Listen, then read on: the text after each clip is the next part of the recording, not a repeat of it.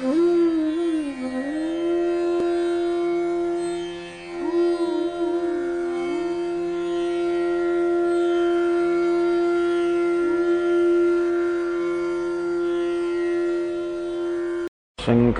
शंकराचार्यं केशवं बादरायणं सूत्रभाष्यकृतौ वन्दे भगवन्तौ पुनः पुनः। ईश्वरो गुरुरात्मेति मूर्तिभेदविभागिने व्योमवद्व्याप्तदेहाय दक्षिणामूर्तये अखण्डानन्द सम्बोधः वन्दनाद्यस्य जायते गोविन्दं तमहं वन्दे चिदानन्दतनुं गुरुम् अखण्डं सच्चिदानन्दम् अवाङ्मनसगोचरम् आत्मानमखिलाधारम् आश्रयेभीष्टसिद्धये यदा लम्बोदरं हन्ते सतां प्रत्यूहसम्भवम्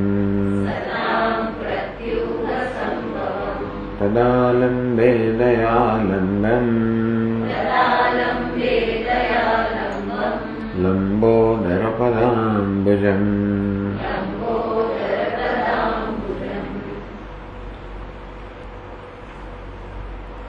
આત્માનું શું સ્વરૂપ છે એની ચર્ચા ચાલી રહી છે. સૌથી છેલ્લે શૂન્યવાદી અને બીજા બધા વાદીઓને પરાસ્ત કર્યા તર્કમાં, અને આત્મા શૂન્ય છે એ પ્રકારે તર્કથી એ જાણે કે પુરવાર કરવા માંગે છે. પછી શિષ્યનો પ્રશ્ન જન્મ્યો, એ ભગવાન સુષુપ્તિ કાલે સકલે વિલીને, ગાઢ નિદ્રામાં જયારે બધું જ વિલીન થઈ જાય છે, શૂન્ય વિના તો મને પણ શૂન્ય સિવાય કશી વસ્તુનો અનુભવ થતો નથી. તો શૂન્યતા આત્મા હોઈ ના શકે. તો પછી એનાથી જુદો આત્મા નામનો કયો પદાર્થ છે? સુષુપ્તિમાં જે અનુભવાય છે એ તો શૂન્ય, કશું જ નથી. પણ નહીં તો આત્મા ન હોય તો ભાઈ આત્મા નામનો પદાર્થ કે આત્માની વસ્તુ કઈ છે? યદિ અસ્તિ આત્મા, આપના કહેવા પ્રમાણે સુષુપ્તિવાળો આત્મા છે, તો કેમ ન ઉપલભ્યતે, એનો અનુભવ કેમ થતો નથી? સુપ્તો યથા તિષ્ઠતિ કિમ પ્રમાણમ, અને સુષુપ્તિવાળો આત્મા રહે છે, કશું નથી રહેતું ત્યારે પણ સુષુપ્તિમાં આત્મા રહે છે, એમાં પ્રમાણ શું? કિમ લક્ષણ હશે? ગુરુ શિષ્ય ગુરુજીને પૂછે, હે ભગવાન, આ આત્મા આપ જે કહો છો કે સુષુપ્તિમાં રહે છે, એનું લક્ષણ શું છે? સ કથમ ન બાધ્યતે, બધી જ વસ્તુઓનો સુષુપ્તિમાં બાદ થઈ જતો હોય તો આત્મામાં એવું શું છે જેને કારણે આત્માનો બાદ થતો નથી? અહમ આદિશુ, અહંકાર સુદ્ધા બધી જ વસ્તુઓનો બાદ થઈ ગયો, અને છતાંય પણ આત્માનો બાદ થતો નથી. તો એનું શું કારણ છે? એનું શું સ્વરૂપ છે? એટલે ગુરુજી કહે છે, જો ગુરુજી પહેલા તો એને અભિનંદન આપ્યા કે ખરેખર તો સૂક્ષ્મ બુદ્ધિનો છે, માટે તેને અત્યંત સૂક્ષ્મ પ્રશ્ન જન્મ્યો. એ બતાવે છે તો અત્યંત સૂક્ષ્મ બુદ્ધિનો, સૂક્ષ્મ તત્વનું ચિંતન કરનારો છે. પણ સાચી વાત છે, સુષુપ્તિમાં બધી વસ્તુનો લય થઈ જાય છે. પણ શેનો લય થાય? જેનો લય થવા યોગ્ય છે એનો જ લય થાય. જે વસ્તુની ઉત્પત્તિ થાય છે એનો લય થાય.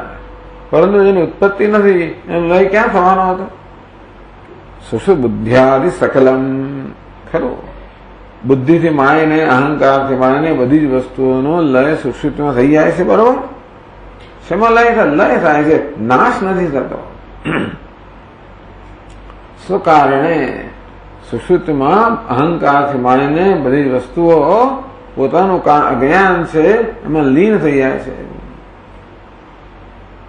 અવ્યક્તે વટવદ બીજે, જેમ સમગ્ર વટવૃક્ષ હોય એના પેલા નાનકડા બીજની અંદર અવ્યક્તપણે રહેલું હોય તેવી રીતે સુષુપ્તિ અવસ્થા પણ પેલી બીજ અવસ્થા સમાન છે. સમગ્ર જગત ત્યાં આગળ અવ્યક્ત રૂપે રહેલું છે. દુદુ શૂન્યાય તે જગત, જગત ક્યારે પણ શૂન્ય અવસ્થા ન હોવા પણ સુષુપ્તિમાં પણ ન હોવા પણ નથી. અર્થાત જગત નથી એમ નથી. જગત તો પોતાના કારણમાં લીન થઈ ગયો છે એટલે વ્યક્ત રૂપે નથી. એનો અનુભવ થાય એ રૂપે નથી, પણ નથી એમ નથી. ઇન્દ્રિય અનુભવ ન થાય, મનથી અનુભવ ન થાય, મળે કશી વસ્તુ નથી એમ ન કહેવાય. એટલે આત્મા નથી એમ તો નથી જ, પણ સુષુપ્ત જગત પણ નથી એમ નથી. જગત પણ પોતાની કારણ અવસ્થામાં, બીજ અવસ્થામાં રહેલું છે. એટલે તદ્ધેયંતરહિત અવ્યાકૃતમાસીત. એટલે શ્રુતિ કહે છે કે સૃષ્ટિના પ્રારંભમાં સમગ્ર અવ્યાકૃત અવસ્થામાં હતું, જે પ્રકારની અવસ્થા સુષુપ્તિમાં છે. બહુ સ્પષ્ટ રીતે ઉપનિષદમાં, શાસ્ત્રોમાં કહેવામાં આવેલું છે.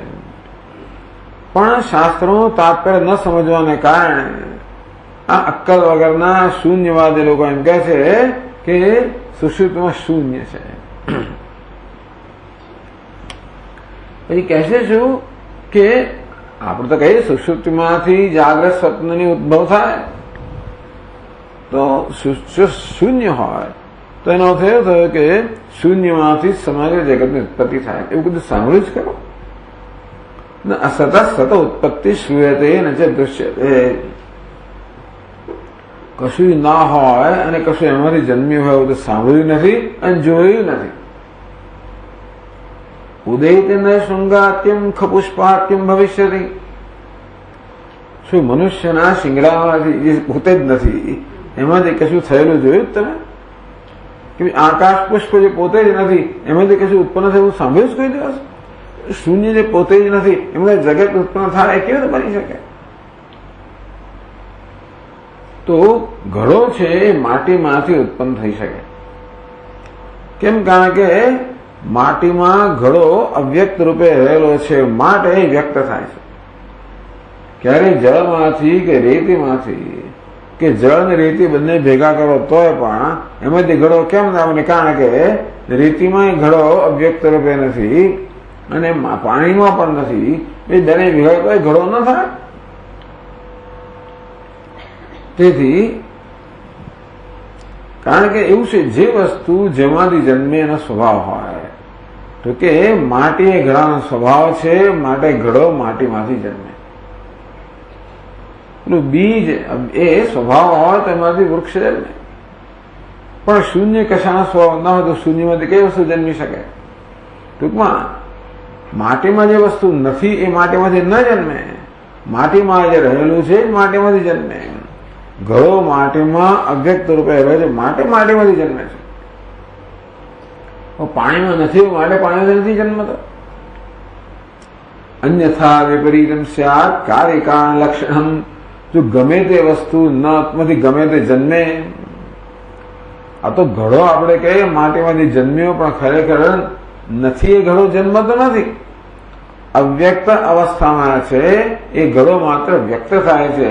એને સત કાર્યવાદ કહેવાય કે કારણમાં સત એટલે કાર્ય હોય છે. એવું ન સ્વીકારો તો ગમે તેમાંથી ગમે તે થઈ શકે. તો વટના બીજમાંથી તમને આંબોળ પણ મળે અને પાણીમાંથી તમને ઈડલી પણ મળે. ગમે તેને ગમે તે થાય. એટલે કાર્યકારણ લક્ષણનો આપણે નિયમ છે કે કારણમાંથી જ કાર્ય જન્મે. કે દરેક કાર્ય માટે કારણ હોવું જોઈએ એ વ્યવસ્થા રહે જ નહીં. કથમ અસત સજ્જાયત. છાંદોગ્ય ઉપનિષદમાં સ્પષ્ટ કરવામાં આવ્યું કે અસતમાંથી, શૂન્યમાંથી, ન હોવાપણામાંથી સત હોવાપણું કેમ જન્મી શકે? માટે આ શૂન્ય નામનું વસ્તુ તો મિથ્યા છે, એ કોઈ વસ્તુ છે જ નહીં. સુષુપ્તિની વાત કરીએ તો કે સુષુપ્તિમાં કોણ કહે છે કશું નથી? અવ્યક્ત શબ્દિતે પ્રાજ્ઞે સતી આત્મનિયત્ર જાગૃતિ. એ સુષુપ્તિમાં કશીક વસ્તુ જાગ્રત છે, વિદ્યમાન છે. કોણ? આત્મા. સત સ્વરૂપ આત્મા સુષુપ્તિમાં પણ વિદ્યમાન છે.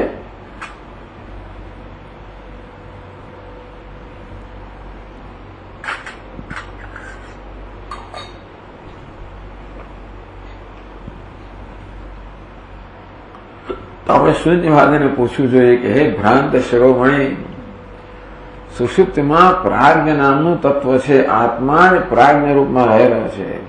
એ છે તો પછી સુષુપ્તિમાં કશું નથી એવું તમે કેવી રીતે કહો છો? કેને બહુ સારું.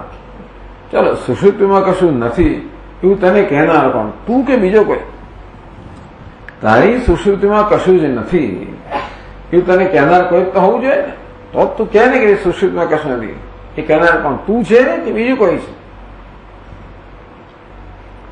હેતુના અનુહિતમ કેન કથમ જ્ઞાતું ત્વય ઉચ્યતામ. સુષુપ્તિમાં કશું જ નથી એ મારે જાણવું શું કારણ છે, શું હેતુ છે? એ અનુમાન હોય તો એનો હેતુ શું છે? તે જોયું? તારી પ્રત્યક્ષ જોયું છે તો કે નથી જોયું? શૂન્ય મેં સુષુપ્તિમાં પ્રત્યક્ષ નથી જોયું તો અનુમાન કરો છો. તો કયા હેતુથી, કયા લિંગથી અનુમાન કરે છે? આગ લાગી છે એવું અનુમાન ક્યારે કરી શકીએ? ત્યાં ધુમાડો નામનું લિંગ હોય ત્યારે. તેમ સુષુપ્તિમાં કશું નથી એવું અનુમાન કરવા માટે કશું લિંગ ચિહ્ન કઈ હોવું જોઈએ. આવું જયારે આપણે શૂન્યવાદીને પૂછીએ ત્યારે શું ઉત્તર આપવાનો છે? નૈવાનુરૂપમ લિંગમ. જાગ્રતમાં એવું કશું જ લિંગ નથી, ચિહ્ન નથી જે કહે કે સુષુપ્તિમાં કશું નહોતું. વક્તાવાનાસ્તિ કશ્ચન. અને સુષુપ્તિમાં મેં જોયું એવું કહેનારો વક્તા કોઈ નથી. જાગ્યા પછી કે હા મેં સુષુપ્તિમાં શૂન્ય જોયું કહેનારો મને બતાવે. અથવા જો આ પૂછડું છે મારે ત્યાં શૂન્ય હતું, અહીંયા દેખાય છે મારે ત્યાં શૂન્ય હતું, એવું છે કે સુષુપ્તિ સ્થિત શૂન્યસ્ય બૌદ્ધાકોનો આત્મનઃ પરઃ. તમે એમ કહેતા હો કે સુષુપ્તિમાં શૂન્ય છે અને હું જાણું છું, એ જાણનાર જ આત્મા છે. ધારો કે તું એમ કે મેં સુષુપ્તિમાં શૂન્યને જાણ્યું, તો એ જાણનાર કોણ છે? તું આત્મા છે. અને સુષુપ્તિમાં કશું જ નથી, શૂન્ય છે, કેમ કહેવાય?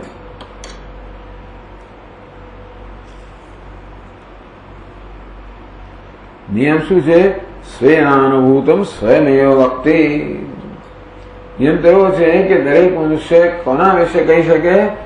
જે વસ્તુ એણે પોતે અનુભવી છે એ વિષયમાં જ આપણે કહી શકીએ. તમે કશુંક અનુભવ્યું હોય તમારા સ્વપ્નમાં કે તમારા ઘરે, તો હું ના કહી શકું. સ્વસુપ્તિ કાળે તેવી રીતે મારી સુષુપ્તિમાં, મારી ગાઢ નિદ્રામાં શું હતું એ તો હું પોતે જ કહી શકું, બીજું કોઈ ના કહી શકે. તો તત્ર સ્વસત્તામ અનવેક્ષ મૂળ. ત્યાં આગળ એ મૂળ છે કે ચાલો શૂન્યપણું હોય તો પણ અનુભવના તું તો ખરો જ ને. એ સ્વસત્તા પોતાનું હવાપણું તો તિરસ્કાર ના કરે. તેને કેમ કહી શકે કે સુષુપ્તિમાં કશું નથી? સ્વસ્ય શૂન્યત્વમ બ્રવીતિ. તું જયારે એમ કહે છે કે સુષુપ્તિમાં કશું નથી, ત્યાં શું કહે છે? હું નથી એવું કહી રહ્યો છું. સુષુપ્તિનો જોનાર તો તું જ છે, ત્યાં શૂન્ય કહેનારે તું છે. એ જોનાર પણ નથી એવું તું કે એનો અર્થ કે તું પણ નથી. તો આત્મા કેવો છે? અવેદ્યમાન સ્વયં અન્ય લોકૈ. ખરેખર તો જે કોઈના વડે જાણી ન શકાય પણ જે બધાને જાણે છે, અર્થાત બધાને જે અવભાષિત કરે છે, બુદ્ધ્યાદિ અભાવસ્ય ચયોત્ર બોધા, જે જાણે છે કે સુષુપ્તિમાં કશું જ નથી, બુદ્ધિ વગેરે પણ નથી, એ વાસ્તવમાં નિર્વિકાર આત્મા છે. જેવી રીતે સૂર્ય સમગ્ર જગતને અવભાષિત કરે, એવી રીતે સર્વને અવભાષિત કરનાર આત્મા જે છે એને તો બીજી વસ્તુ તો દેહમાં કઈ છે નહીં. આ દેહ, ઇન્દ્રિયો, મન, બુદ્ધિ જાણે છે, એ તો કઈ વસ્તુને પ્રકાશિત કરી શકાય છે જ નહીં. એક આત્મા સ્વયં પ્રકાશ છે, એ જ પ્રકાશિત કરનાર છે. અને તેથી જેમ સૂર્ય સમગ્ર જગતને પ્રકાશિત કરતા એમ એક આત્મા જ. એમ ભગવદ્ ગીતામાં ભગવાન કહે ને, યથા કૃષ્ણમ લોકમ અવભાષયતે રવિ, જેવી રીતે સૂર્ય સમગ્ર જગતને અવભાષિત કરે તેવી રીતે આ દેહની આત્મા સમવભાષિત કરે છે. યેનાનુભૂયતે સર્વમ જાગ્રત સ્વપ્ન સુષુપ્તિષુ, જાગ્રતમાં, સ્વપ્નમાં, સુષુપ્તિમાં જેના વડે બધું જ અનુભવાય છે.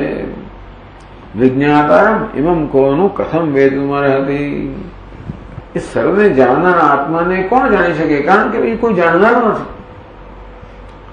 હવે તમે કહો કે જો આત્મા હોય તો એ જણાતો કેમ નથી, અનુભવાતો કેમ નથી? પ્રશ્ન થયો. આપના કહેવા પ્રમાણે સુષુપ્તિમાં આત્મા હોય તો મને એનો અનુભવ કેમ થતો? એટલે અનુભવ કરનાર છે એનો અનુભવ કેમ થાય?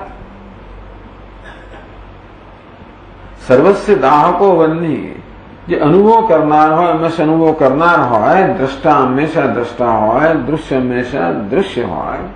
અને તેથી દ્રષ્ટાને કોઈ જોનાર હોય તો બીજો દ્રષ્ટા હોવો જોઈએ, તો અહીં જોનાર ત્રીજો દ્રષ્ટા હોવો જોઈએ. અને તેથી તો પછી દ્રષ્ટા દૃશ્ય બની જાય. દ્રષ્ટાને જોનાર કોઈ તો દ્રષ્ટામાં દૃશ્ય બની જાય, પણ દ્રષ્ટા તો દ્રષ્ટા જ હોવો જોઈએ. સર્વસ્ય દાહકો વન્ની, એમ અગ્નિ બધી જ વસ્તુને બાળે, પણ અગ્નિને કોઈ બાળી ના શકે. બાળવું માત્ર અગ્નિનો જ ધર્મ છે. બાળવું એ માત્ર અગ્નિનો જ ધર્મના કારણે અગ્નિ જ બધાને બાળી શકે, બીજી કશી વસ્તુ અગ્નિને ના બાળે. તેમ જોવું એ માત્ર આત્માનો જ ધર્મ છે, એ જ જોઈ શકે. બીજો કોઈ એમાં જોવાની તાકાત કે ક્ષમતા નથી. તથા આત્મનો જ્ઞાતુ જ્ઞાતા કોપી ન દૃશ્યતે, આમ જાણવું એ તો આત્માનો જ ધર્મ છે. એ જ બધાને જાણે, એને જાણનાર કોઈ હોય ન શકે. ને બાળવું અગ્નિનો ધર્મ છે, તો જ્યાં કઈ વસ્તુ બળતી હોય તો બાળનાર અગ્નિ જ હોય, બીજું કોઈ ના હોય. ને જ્યાં કઈ વસ્તુ દેખાતી હોય, જણાતી હોય તો એને જાણનાર આત્મા જ હોવો જોઈએ. કારણ કે જાણવું એ માત્ર આત્માનો જ ધર્મ છે.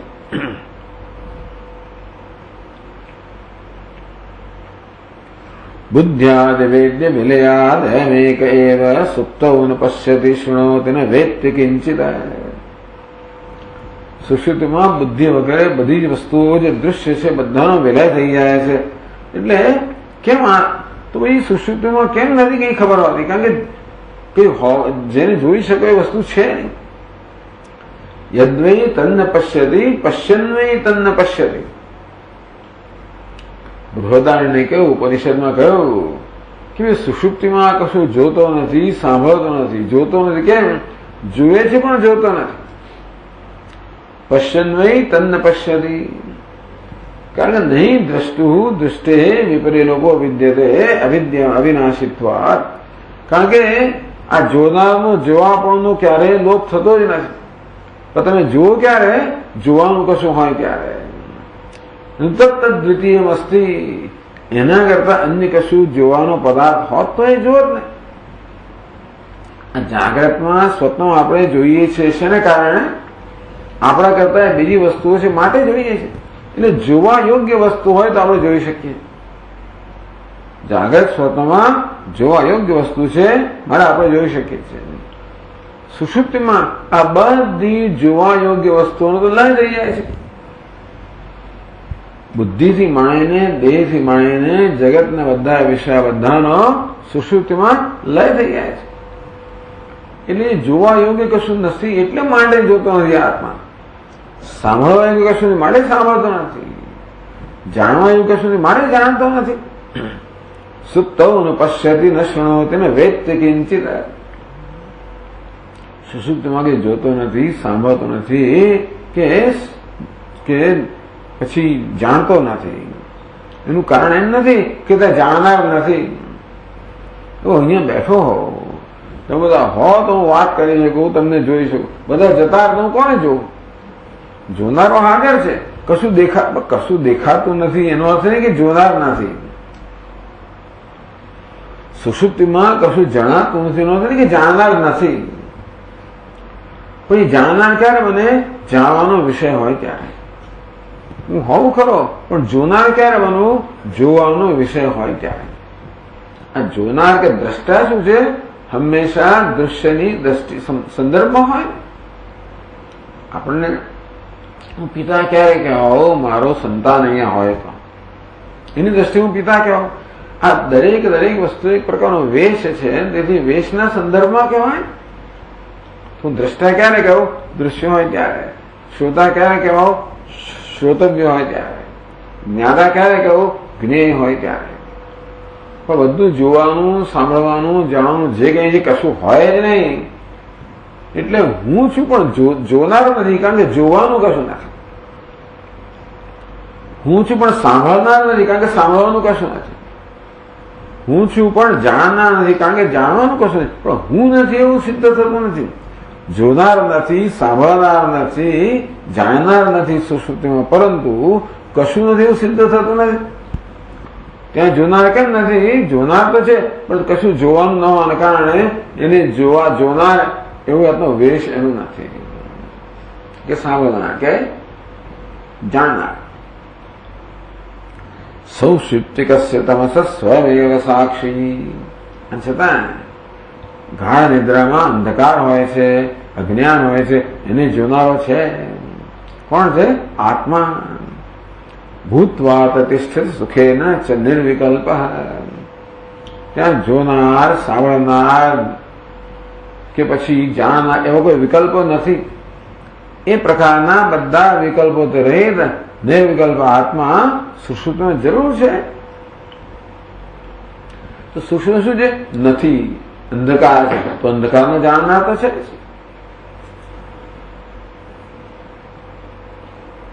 આપણે 134 પાના પર આવી ગયા.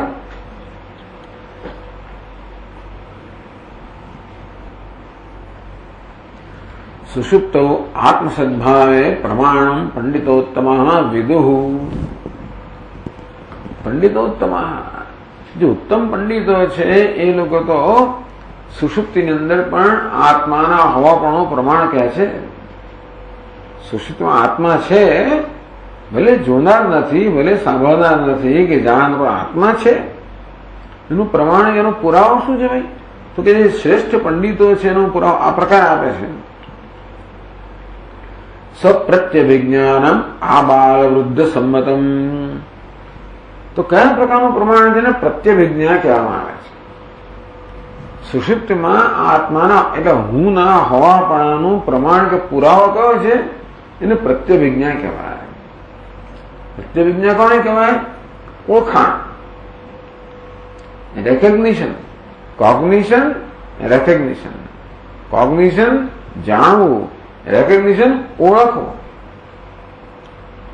એક વ્યક્તિ અહીંયા હોય એને જાણવું, જોવું બરોબર છે, ઓળખાણ ક્યાં થાય? ઓ આ તો આ વ્યક્તિ છે, તમે 6 મહિના પહેલા અહીંયા આવેલા હતા ક્લાસમાં, બરોબર ને? કહા ઓળખી પાડ્યા. એવું ક્યારે થાય? જ્યારે એને પ્રત્યવિજ્ઞા કહેવાય. પ્રત્યક્ષ પણ હોય અને સ્મૃતિ પણ હોય. એટલે પ્રત્યવિજ્ઞા શું બતાવે છે? એ વ્યક્તિનું પૂર્વમાં હોવા પણ બતાવે છે.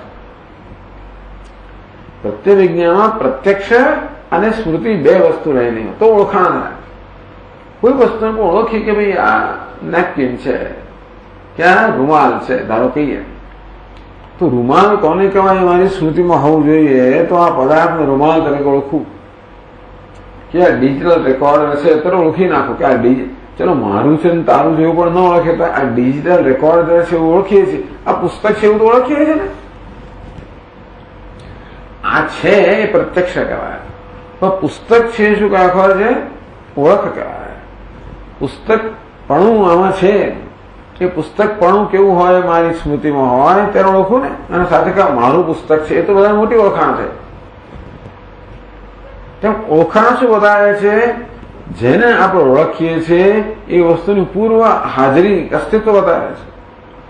તમને ઓળખું કે હા મેં તમને ઓળખ્યા નથી તો કે ભૂતકાળમાં મને તમને અનુભવ થઈ ગયો. સ્મૃતિ ક્યારે હોય? આપણા સ્મરણ ક્યારે હોય? ભૂતકાળમાં કશી વસ્તુનો અનુભવ થયો હોય તો સ્મરણ હોય, એમ તો ના હોય. અને મને ક્યારે સ્મરણ હોય? મેં અનુભવ કર્યો હોય ત્યારે મને સ્મરણ હોય.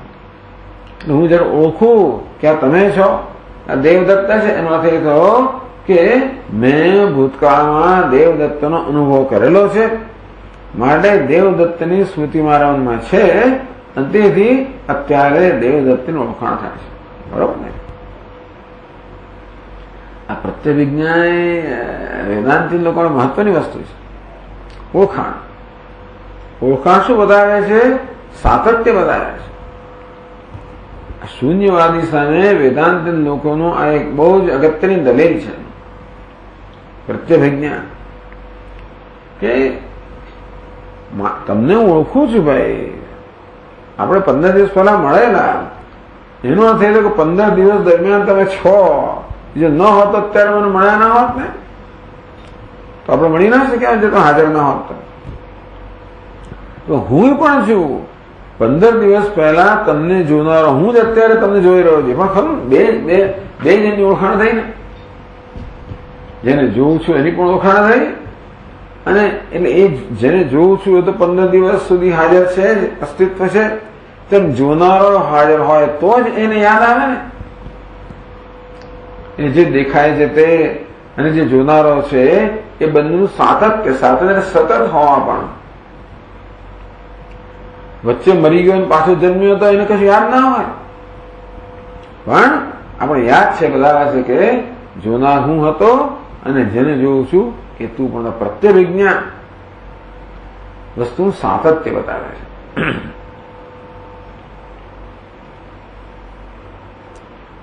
વિદુસ્વ પ્રત્યવિજ્ઞાનમ આબાલ વૃદ્ધ સંમતમ.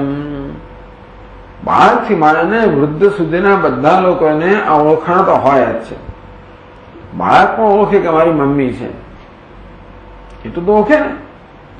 મારું છે, મારું રમકડું છે, નહીં આપું, જૂટવી લઈશ, આટલું હોય નાનું તો એ પેલું નાનું આ તાજા જન્મ બાળકને ખોવા મૂકે એટલે પેલું ઘૂંટણે ભરતું ભરતું આવે અને એ બેસી જાય. આ મારી મમ્મી છે, આ મારો ખોવા છે. આ બાળકથી માંડીને વૃદ્ધ સુધી બધાને આટલું તો ઓળખાણ, આ પ્રત્યવિજ્ઞા તો હોય જ છે. એ બતાવે છે કે હું પણ છું અને મમ્મી પણ પહેલાની છે. તો જો હવે 605માં શ્લોકથી કહે છે. ચાલો 604માં શ્લોકમાં વાંચીએ. સુષુપ્તાવાત્મ સદ્ભાવે પ્રમાણમ પંડિતોત્તમા વિદુસ્વ પ્રત્યભિજ્ઞાનમ આબાલ વૃદ્ધ સંમતમ. સુષુપ્તો આત્મસદ્ભાવે. સુષુપ્ત પણ આત્મા છે એ વિષયમાં પ્રમાણમ પંડિતોત્તમ વિદુહુ. ઉત્તમ પંડિતો તો જાણે જશું સ્વપ્રત્યવિજ્ઞાનમ. પોતાની ઓળખાણ જે થાય છે જાગીએ ત્યારે જે હું સૂતો તો એ હું જાગ્યો, અગત્યની વસ્તુ છે. પ્રાગસ્વાપ્સમ ઇતિ પ્રબોધ સમયે. પ્રાગસ્વાપ્સમ હું જ સૂતો હતો.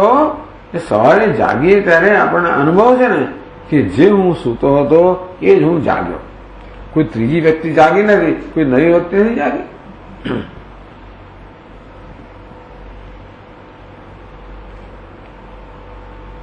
વિદુસ્વ પ્રત્યવિજ્ઞાનમ આબાલ વૃદ્ધ સંમતમ. પછી આગળ છે પ્રત્યવિજ્ઞાયમાનત્વાદ લિંગમાત્રાનુમાપકમ સ્મર્યમાણસ્ય સદ્ભાવઃ સુખમસ્વાપ્સમિત્યયम् પુરાનુભૂતો નો ચેતો સ્મૃતેરનુદયો ભવેદ ઇત્યાદિ તર્કયુક્તિશ્ચ સદ્ભાવે માનમાત્મનઃ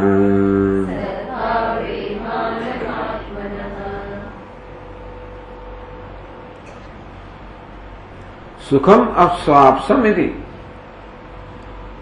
માણસ ગાળા નિદ્રામાંથી જાગે તો આટલું તો કે છે સુખમ અસ્વાપ્સમ, આરામથી સૂતો. સરસ ઊંઘાઈ ગઈ સ્વામીજી કે કશું ક્યારે સમય જતો ભાન જ ના રહ્યું કશું. તો નાહમ કિંચિત હવેરી છે, મને કઈ પણ ભાન નહોતું, આરામથી સૂતો. આટલું તો કે છે ને. એનો અર્થ એ કે જે આરામથી સૂતો હતો એ જ અત્યારે કહી રહ્યો છે. એ સ્મર્ય માણસ એટલે એને યાદ આવે છે કે હું આરામથી સૂતો, એ વસ્તુ એને યાદ આવે છે. આ શું સ્મૃતિ છે? વેદાંત લોકો કહે છે કે નિદ્રામાંથી જાગીને જયારે કોઈ માણસ કહે કે મને કઈ ભાન નહોતું પણ બહુ આનંદથી સૂતો, આરામથી સૂતો, એમ જયારે કહે ત્યારે એ અત્યારે પ્રત્યક્ષ નથી, કારણ કે આ તો પહેલાની વાત કરે. અનુમાન પણ નથી, કારણ કે એનું અત્યારે લિંગ નથી. એટલે શું છે? સ્મૃતિ છે. સુષુપ્તમાં જે અનુભવ થયો એને યાદ કરીને સવારમાં કહે છે કે મને કઈ ભાન નહોતું, હું સુખેથી સૂતો.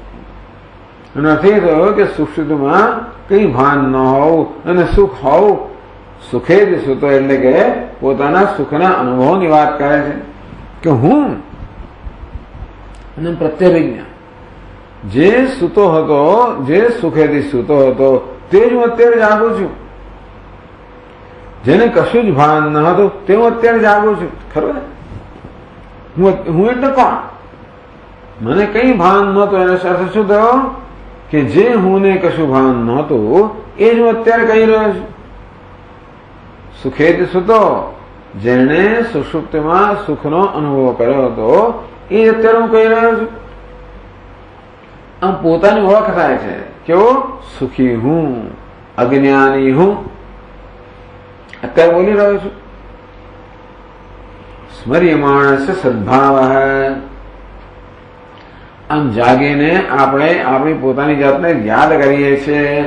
અને તો યાદ ક્યારે આવે? સ્મૃતિ ક્યારે હોય? અનુભવ હોય ત્યારે. યા સ્મૃતિ સા અનુભવ પૂર્વિકા. કે સ્મૃતિ ત્યારે જયારે એને પહેલા મને તો ક્યારે યાદ આવે?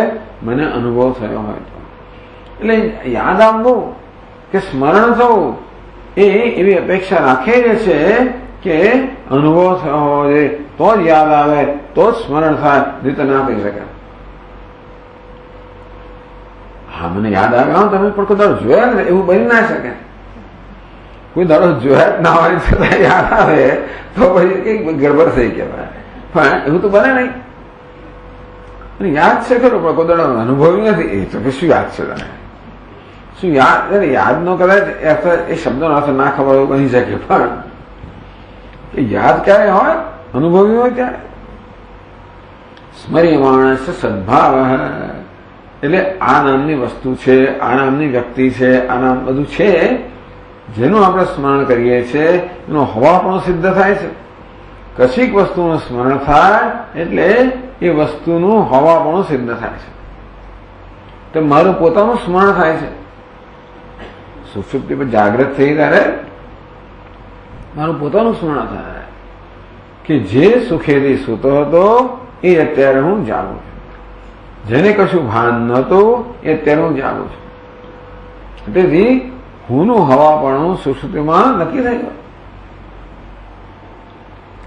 પુરાનુભૂતો નો ચેતુ સ્મૃતે અનુદયો ભવે. જો સુષુપ્તિમાં હું હોત જ નહીં, શૂન્યવાદના કહેવા પ્રમાણે હું અર્થાત આત્મા પણ સુષુપ્તિમાં હોત જ નહીં, તો મેં કશું અનુભવ્યું ના હોત તો જાગીને મને આનો श्रुति केम थई शके कि मैं अनुभवी? श्रुते अनुदयो भवे, तो श्रुतिनो उदय न थयो इत्यादि तर्कयुक्तिश्च। आ प्रकारे तर्कथी बनेली युक्ति जे छे सद्भावे मानवा तो अमारी पासे तो आत्माना होवापणानुं चिन्ह छे, तमारी पासे आत्माना न होवापणानुं शुं चिन्ह छे? सुषुप्तिमां आत्मा नथी एनुं चिन्ह शुं? હું કહું તું કહે છે બરોબર, કહેવા માટે કારણ તો જોઈએ ને. હું કહું છું તો એટલે હું કહું છું. ઘણી વાર એવું કહેવા લોકો હું કહું છું ને, અરે તું તો ક્યાં બધું ઘણી મમ્મી પપ્પા ભાવે હું કહું છું ને, પણ હું કહું છું ને કે હતું એટલે તું કહું છું એટલે શું? પણ એનો પુરાવો શું? તમે શૂન્ય કે હું કહું છું કે સુષુપ્તિમાં કઈ નથી, એટલે એનો પુરાવો શું? અત્યારે કોઈ ચિહ્ન છે?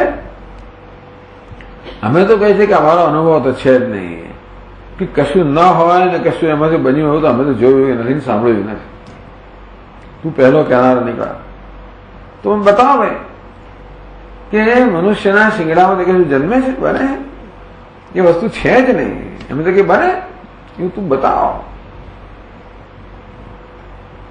અથવા તો સુષુપ્તિમાં આત્મા કશું જ ન હતું, શૂન્ય હતું, એનો કોઈ પુરાવો નથી. જાગ્યા પછી બધું આ બધું છે તો હોવાનો પુરાવો બતાવે છે, ના હોવાનો પુરાવો નથી બતાવતો. હું છું એ હોવાનો પુરાવો બતાવે છે, ન હોવાનો પુરાવો નથી બતાવતો.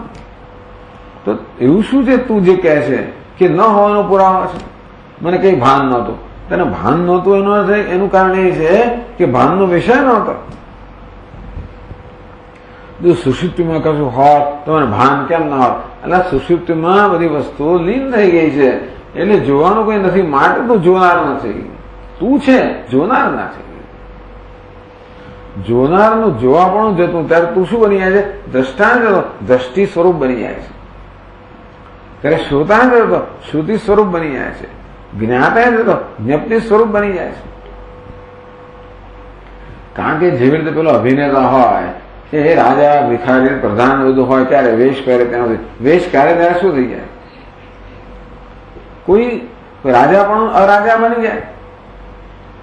એ તો હવે રાજા કેમ નહીં કે રાજા કહેવાનું કારણ નથી એટલા માટે. તેવી રીતે જોનાર સાંભળનાર કે જાણનાર નથી, કારણ કે જોવાનું સાંભળ જાણવાનો વિષય નથી. પણ હું નથી એવું એને સાબિત, પણ હું નથી સાબિત થતું નથી. ટૂંકમાં તમે જયારે એમ કહો કે સુષુપ્તિમાં મને કશું ભાન નથી, એ સુષુપ્તિમાં તમારા ન હોવા પાનું ચિહ્ન એટલા માટે નથી કે તમે કશું નથી કેમ જાણતા? જાણવાનો કોઈ વિષય નથી માટે. એટલે અમે તો સુષુપ્ત હોવાનું પ્રમાણ બતાવીએ છીએ. તમે શું પ્રમાણ બતાવો? મને કઈ ભાન નહોતું. એટલે પણ એ પ્રમાણ એ ન હોવાનું પ્રમાણ નથી. અમે તો કહીએ ને, માણસ જયારે એમ કહે કે હું તો સાહેબ હું સૂતો, એનો અર્થ એ કે એને સ્મરણ છે કે હું સાહેબ સૂતો, એટલે સાહેબ સુનારો છે એનું સ્મરણ એને થાય, પ્રત્યવિજ્ઞા થાય છે. સવારે તમે જાગો તો એમ લાગે છે કે હું કઈક નવી જ વ્યક્તિ છું. અરીસામ ચહેરો કદાચ જોયો નથી ધ્યાન તો મેં, એવું લાગે છે આપણને. એટલે એનું એક બુડસારી રોજ રોજ જોયા કરીએ છીએ આપણે. ટૂંકમાં આપણે ઈચ્છે કે એ ના હોત એવું ઘણી વાર થાય આપણને, પણ એવું તો થતું નથી. તેથી હું કઈ નથી નહોતો જાણતો, હું સુખેથી સૂતો, એ હવાપણાનું પ્રમાણ છે, પુરાવો છે. આમ આપણે વેદાંતિનાથ કહી રહ્યા છે કે ભાઈ સુષુપ્તિમાં ન હોવાપણાનો કોઈ પુરાવો નથી, પણ સુષુપ્તિમાં હોવાપણાનો પૂરેપૂરો પુરાવો છે. ચલો આપણે આ વખતે ચાલુ રાખશું. ઓમ પૂર્ણમદ પૂર્ણમિદમ પૂર્ણાત પૂર્ણમુદચ્યતે પૂર્ણસ્ય પૂર્ણમાદાય પૂર્ણમેવાવશિષ્યતે. ઓમ શાંતિ શાંતિ શાંતિ. શંકરં શંકરાચાર્યં કેશવં બાદરાયણં सूत्रभाष्यकृतौ वन्दे भगवन्तौ पुनः. ईश्वरो गुरुरात्मेति मूर्तिभेदविभागिने व्योमवद्व्याप्तदेहाय दक्षिणामूर्तये नमः. ओम शांति शांति शांति। हरि ओम हरि ओम।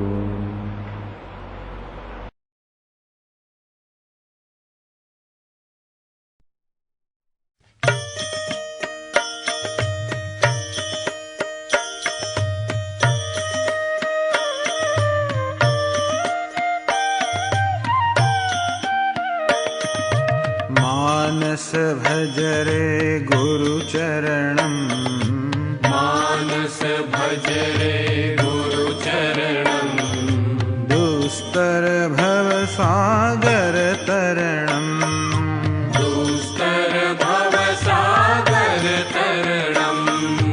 मानस भज रे गुरु चरणम, मानस भज रे गुरु चरणम, दुस्तर भव सागर तरणम, दुस्तर भव सागर तरणम। गुरु महाराज गुरु जय जय, गुरु महाराज गुरु जय जय, गुरु महाराज गुरु जय जय, गुरु महाराज गुरु जय जय। स्वामीनाथ सद्गुरु जय जय, स्वामीनाथ सद्गुरु जय जय, स्वामीनाथ सद्गुरु जय जय, स्वामीनाथ सद्गुरु जय जय। ओम नमः शिवाय, ओम नमः शिवाय, ओम नमः शिवाय, शिवाय नमः ओम। ओम नमः शिवाय, ओम नमः शिवाय, ओम नमः शिवाय, शिवाय नमः ओम। ओम नमः शिवाय, ओम नमः शिवाय, ओम नमः शिवाय, शिवाय नमः ओम। ओम नमः शिवाय, ओम नमः शिवाय, ओम नमः शिवाय, शिवाय नमः ओम। अरुणाचल शिव, अरुणाचल शिव, अरुणाचल शिव, अरुण शिवो। अरुणाचल शिव, अरुणाचल शिव, अरुणाचल शिव, अरुण शिवो। अरुणाचल शिव, अरुणाचल शिव, अरुणाचल शिव, अरुण शिवो। अरुणाचल शिव, अरुणाचल शिव, अरुणाचल शिव, अरुण शिवो। मानस भज रे गुरु चरणम, मानस भज रे गुरु चरणम, दुस्तर भव सागर तरणम, दुस्तर भव सागर तरणम, दुस्तर भव सागर तरणम, दुस्तर भव सागर तरणम, दुस्तर भव सागर तरणम, दुस्तर भव सागर तरणम, दुस्तर भव सागर तरणम, दुस्तर भव सागर तरणम, दुस्तर भव सागर तरणम, दुस्तर भव सागर तरणम।